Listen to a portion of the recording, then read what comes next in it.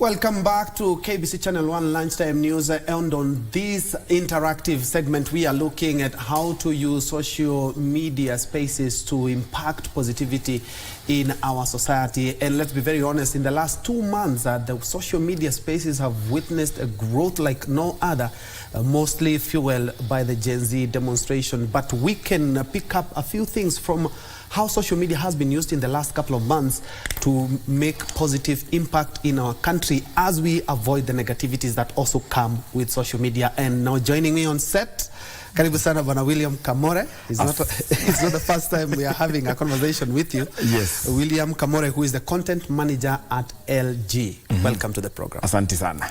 To be very honest, looking at, and especially Twitter and TikTok, in the last 2 months, yes, they have witnessed a surge that has never been witnessed ever since social media started out. So how has social media actually impacted how things are made? And especially we saw this, the Gen Z demonstrations that were triggered and actually planned on social media spaces. How can we use social media to positively impact, and especially matters governance, as they talked about, matters corruption. And also we saw last year we had the first Africa Climate Summit, and social media was quite used to ensure that we distributed information. Yeah, exactly. So thank you for having me. And so we've witnessed, because how social media has grown throughout the years, you'll notice that the way it used to be is not the way that it's being utilized now.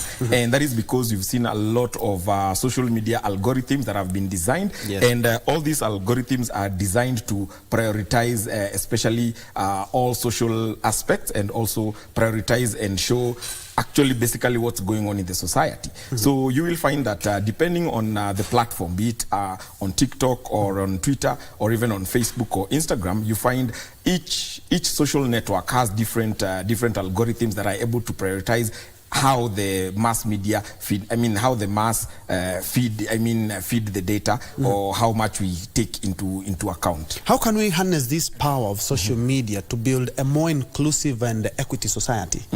And especially as driven by the young people, because they are the biggest users of social media in the country. So what happened is that so that we can be able to harness what social media can be able to give, LG conducted a survey a while back, earlier this year, trying to see what kind of content is out there. And it was noticed that about nearly half, or let's say like 45% of content that was online, or what most people are taking in, was usually based on, I don't want to say, but it was mostly on the negative aspects of societies.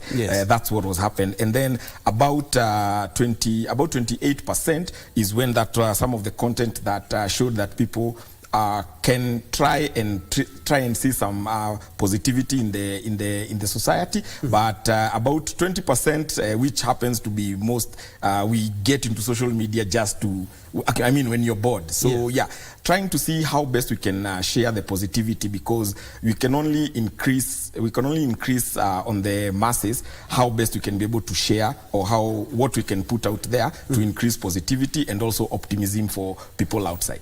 It's a good thing that you've mentioned that, because there's the optimism for your feed campaign, which among others will be geared towards ensuring that there's a responsible use of social media. Kindly take us through that.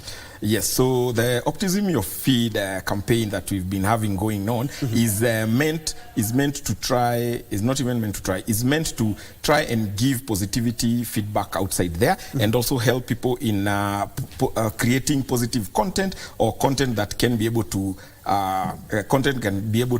encourage and also give a much more shining light to the society. So that's what's going on. So what we've been having is, so the hashtag is just the same like Optimism Your Feed, because we want whatever you see on your feeds is actually what you consume most. So you will find that you may wonder yourself, maybe one day you are looking for a TV just at the top of mind, and then maybe you just did one Google search or two Google search, and these search engines are optimized such that, and then you wonder why when you log into Facebook or Instagram, you're starting to seeing ads for TVs or people talking about TVs. So that's the way social media has been made, such that by listening to social networks, you can be able to see, or you can be able to gauge how all this is going on with the end users and customers. And In your survey, because in the last 2-3 months is when social media has been abuzz with everything the Gen Zs were demanding, even the planning themselves.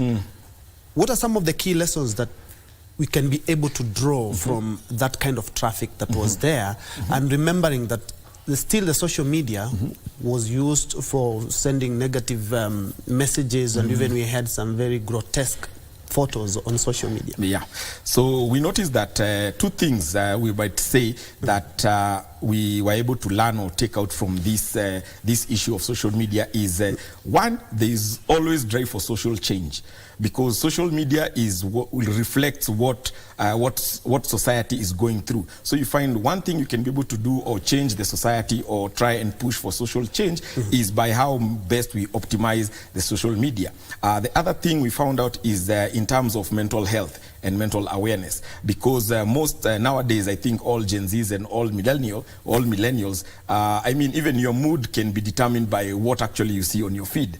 So depending on what you see on your feed is what will also drive your mental health and how best you can be able to tackle any issue that comes into the society. When we talk about social media, and especially now, the Gen Z, the millennials, they want to make something out of it, and especially in such campaigns. Are there any benefits for them?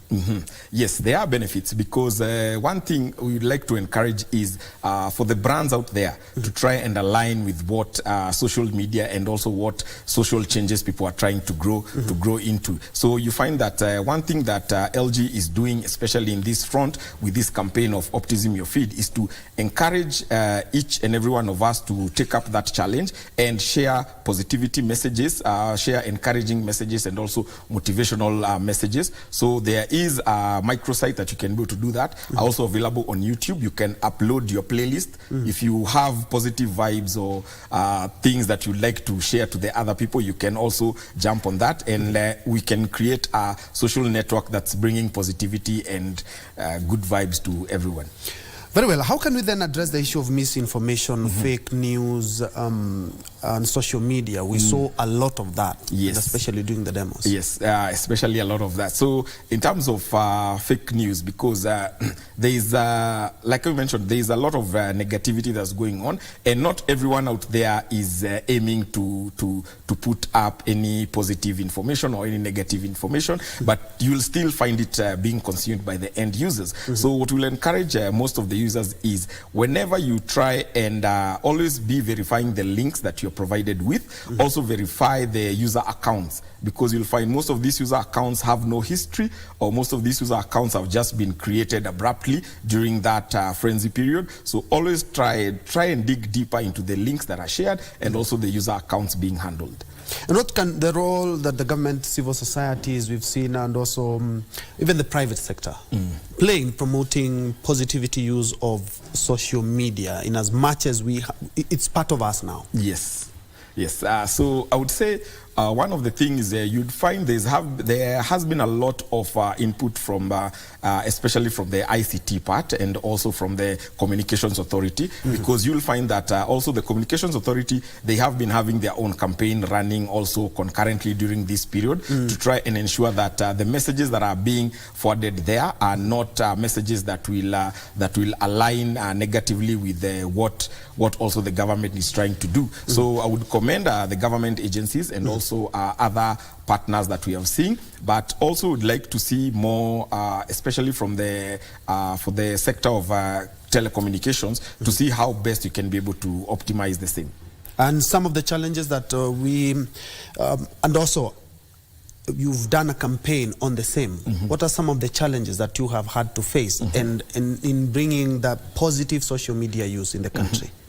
So some of the challenges you find that is that the different target audience, or the different age groups that are there, because it would be very hard to try and communicate to all the different age groups levels, because there's a way you have to find a way on how best to communicate, let's say, to the Gen Zs, how best you can be able to communicate to also the Gen Alpha, because they're the ones who are coming up, and from what they are seeing is what will aim, or it's what will drive them how they grow. So depending on the different age groups is when now we are trying to understand how best to communicate with all of these, from Gen Alphas to millennials to even the boomers. I mean, all of them, how best to communicate to them. Yeah, and I'm looking at how social media has changed everything. You know, if it's a constitution, you can read it online. And more than half of Kenyans who have phones have smartphones, at least half of them. Yes. And I'm looking at the power of social media to activate for something, or agitate for something. We saw the millennials and the Gen Zs talking about good governance, talking about this money shouldn't be used for that, and even the president went ahead and even engaged them on social media. This is a very good platform to improve governance, and especially in counties where they can be sending out what exactly they are doing, if it's a county assembly, if it's a government, you know, because public participation is one of the things that is lacking in our governance. Yes, exactly. And so, like I had mentioned when from what we learned during that period is that, I said, one of the things that social media help to push is it's able to push for social change. And you'll find that embracing all this technology, or seeing because nowadays, because before most people used to see social media as for fun, or just for curating content, or even maybe when you're bored or you just want to learn something. But now during those 2 or 3 months, it has shown that social media can be able to mobilize people. It can be able to drive through a strong message that you want to drive through. And I would encourage maybe even the government or any other agencies, or I mean even other brands that do want to engage with their customers. Like, this is one of the lines that you can be able to get direct one-on-one contact with your end customer or your people. Social media is growing in the country, and so is AI.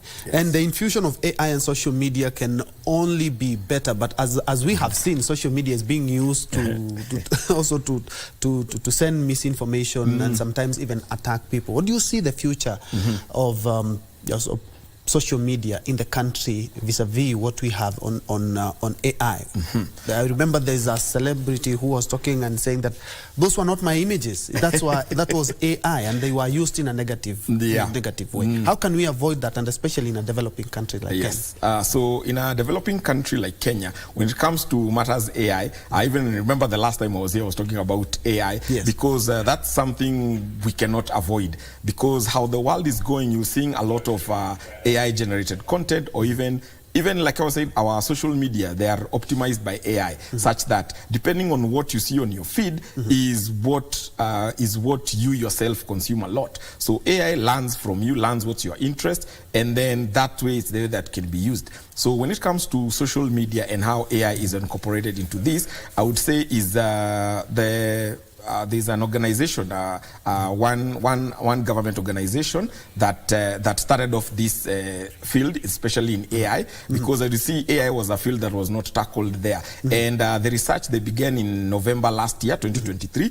They released the first findings on AI in around June. And I would say that we do have some policies that have been put across on how best, especially in Kenya in developing, how even software developers or any other people who are developing systems regarding AI, what policies they have to follow. William Kamore, thank you indeed so much for your time. Unfortunately, we've run out of time, but thank you so much. And the optimize your feed campaign, you said that the youth are bound to benefit from that, and there are some rewards as well. Yes, there are some rewards. So just go on the hashtag optimism your feed, and you'll get to see all the information. Thank you so much indeed for your time. Thank you very much. And of course, we are hoping that we're going to be all responsible in terms of using social media, because we can only better it from where we are. And on that note, we leave it there for this interactive segment, but we'll be back with more news, so stay tuned.